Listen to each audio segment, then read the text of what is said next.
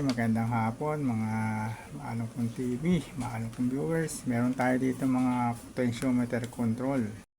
Bago tayo mag-test ng isang sirang potentiometer, siyempre ang tester natin, test muna natin. Kagaya nito, itong potentiometer natin, meron value ng 50K. O, ilalagay natin, siyempre, ang range ng ating tester nasa 1K. 1K, tapos po-point natin sa 0 yung ating tester. Yan.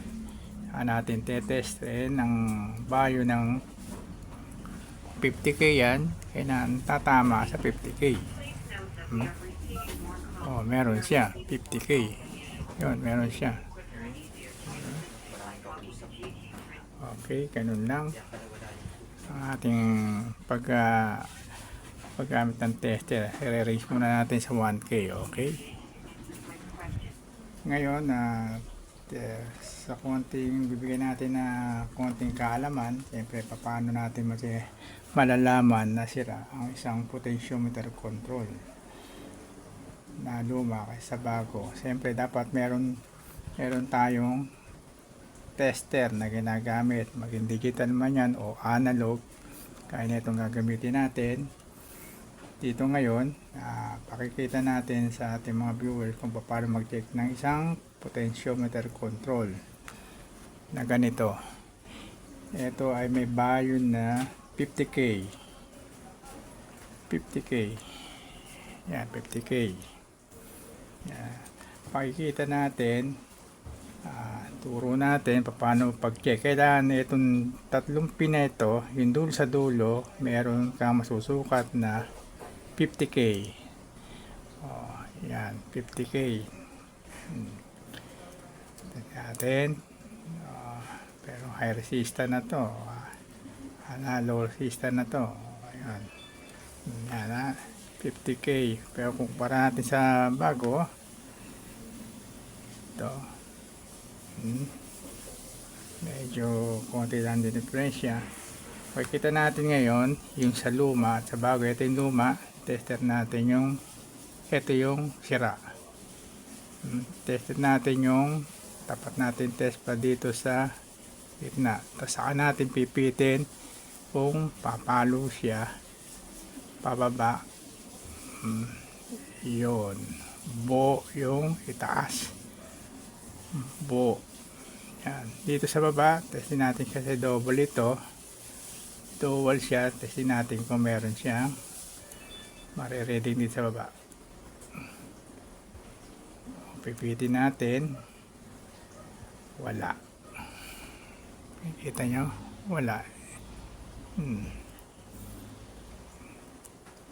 Pero may marireading tayo na 50K. Yan tayo nare-reading na yan. Pero pagdating dito sa gitna, wala siyang ma-reading na hindi man lang gumagalaw yung ating tester. Ayun. Okay. Kung kumpara natin sa bago, dahil dual ito, double volume control. Yan. Kumpara natin dito sa bago. Yung bago, kumpara natin yung may 50K. O yun, meron siya 30, 33. O yan, pwede. Yun, lagay natin sa 0 muna. Point natin sa 0 para makumpun natin yung K. Yan. Ayan. Saka natin pihitin para malaman natin kung talagang buo ito. O, yun, gumagana, bumababa siya. Control natin yung 50K, bumababa ang kanyang K ohm. Yan. Hindi katulad dito sa kaninang tinest natin sa luma na sira. Dito wala tayong mapihit. Pero dito sa una may napipihit tayo. Yan. Sabihin yung ibabaw nito buo, pero itong sa ilalim sira. Kaya hindi na rin natin pwede ikabit ito gamitin. Yan. Okay, sana may nakunti tayong natutunan at Bukod dito, may isa tayong single na potentiometer. Yan. Ito, ang kito, 50k din. Yun, 50k. Tingnan natin kung may 50k siya. Meron. Meron. Kumpara natin sa sira. Ito sa sira. Ito ang sira. Ito na luma. Wala siyang nare-reading. Kahit pitin yan. Dapat yan, kahit pitin niya, may marireading. May 50k yan. Kaya nito. Yan. Pitin yan, 50k pa rin. Pero pag nilagay natin dito yung test, pag tinutok natin sa gitna, yun. So, mababa ang k-ohm niya. Yan, ako control na. Ibig sabihin ito, open yung sira. Open. Ganun lang kasimple pag-test ng mga potentiometer. Yan. Ngayon. Okay. Sana meron kayong natutunan sa ating pag-check ng mga potentiometer. Ganun lang. Kapag double yung potentiometer natin, kailangan pares din ng function. Dito sa baba, ganun din. Sa taas muna, tapos test natin sa baba naman ng pin niya, kailangan ganun din ang function niya. Ganun dapat din ang function niya. Hindi pwede isa lang ang gagana kasi double nga ang atin.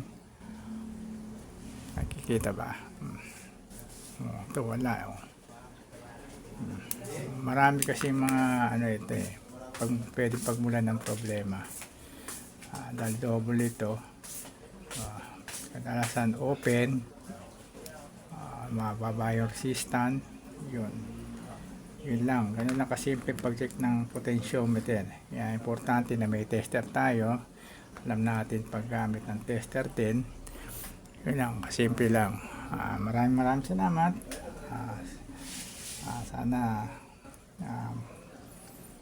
may natutunan kayo sa ating pag-check ng ating potentiometer. Sana paki-like naman at paki-subscribe na rin ang ating YouTube channel, Imaalam TV Vlog. Maraming salamat. Bye-bye.